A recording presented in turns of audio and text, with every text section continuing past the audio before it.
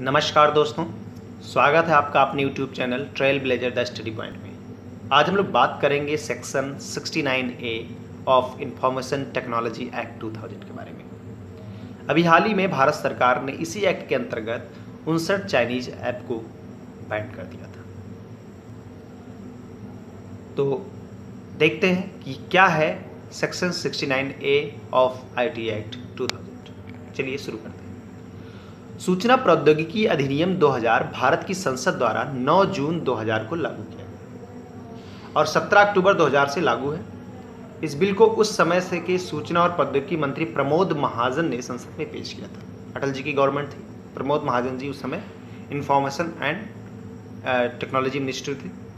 सूचना प्रौद्योगिकी अधिनियम 2000 की धारा 69A केंद्र को ऑनलाइन सामग्री को ब्लॉक करने और साइबर अपराधी को गिरफ्तार करने का अधिकार देती है। ये कानून भारत में साइबर अपराध और इलेक्ट्रॉनिक कॉमर्स के मुद्दों से निपटने के लिए प्राथमिक कानून है। सूचना प्रौद्योगिकी अधिनियम की धारा 69A ने केंद्र सरकार को कुछ शक्तियां दी। क्या क्या शक्तियां दी? तो नंबर 1, सोशल मीडिया और किसी अन्य वेबसाइट पर आपत्तिजनक सामग्री को हटाने के लिए दिशा निर्देश जारी करना। गृह मंत्रालय ने 20 दिसंबर 2018 को एक आदेश जारी किया था जिसके तहत 10 केंद्रीय एजेंसियों को यह अधिकार दिया गया था कि वे किसी भी कंप्यूटर में एकत्रित सामग्री को मॉनिटर करें, प्रसारित होने से रोकें और जरूरी होने पर डिकोड भी करें। इसको लेकर के भी कई सारे विपक्षी पार्टीज ने ये कहा था कि हमारे राइट टू प्राइवेसी का वायलेशन है, जिसके बाद में सुप्रीम कोर्ट ने कहा कि ऐसा अगर देश की एकता अखंडता को लेकर के बात होती है तो हम उस पर प्रतिबंध नहीं लगा सकते। ये हम इस पर ज़्यादा बहस नहीं करेंगे। भारत की संप्रभुता और अखंडता, राज्य की सुरक्षा, भारत की रक्षा, विदेशी राज्यों के साथ मैत्रीपूर्ण संबंधों को सुनिश्चित करने के लिए ऑनलाइन सामग्री को ब्लॉक कर दे या इन सबको नुकसान पहुंचाने वाले व्यक्ति को गिरफ्तार कर ले। नंबर 3, जारी किए गए दिशा निर्देशों की उपधारा सब सेक्शन 1 का अनुपालन करने में विफल रहने वाले संबंधित अधिकारियों को 7 साल तक की कैद की सजा हो सकती है और जुर्माना भी देना हो।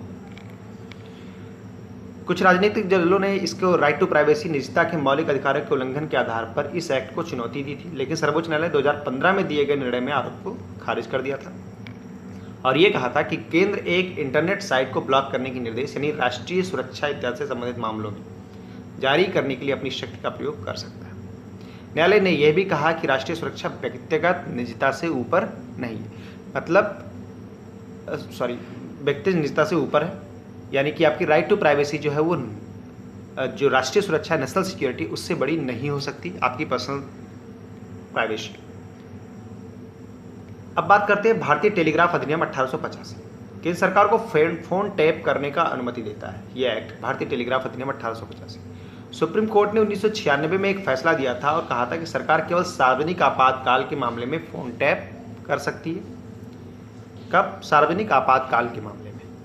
लेकिन IT एक्ट के सेक्शन 16A के मामले में सर्वोच्च न्यायालय ने ऐसा कोई प्रतिबंध नहीं लगाया गया है कि आप सार्वजनिक आपातकाल के मामले में सिर्फ सेक्शन 60A एक्टिव कर सकते हैं। ऐसा कुछ नहीं है, कभी भी किया जा सकता है।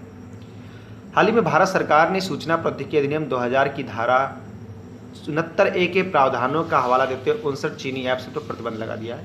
केंद्र ने पाया कि ये ऐप भारत के लोगों का गोपनीय डेटा इकट्ठा कर रहे थे। तो अब ये बात स्पष्ट है कि सूचना प्रौद्योगिकी अधिनियम 2000 की धारा 69A देश में साइबर अपराध को रोकने के साथ साथ देश की महत्वपूर्ण जानकारी का विदेशी शक्तियों द्वारा दुरुपयोग रोकने की दिशा में एक महत्वपूर्ण कार्य कर रही है। आई होप आप लोगों को इस वीडियो में कुछ सीखने को मिला होगा।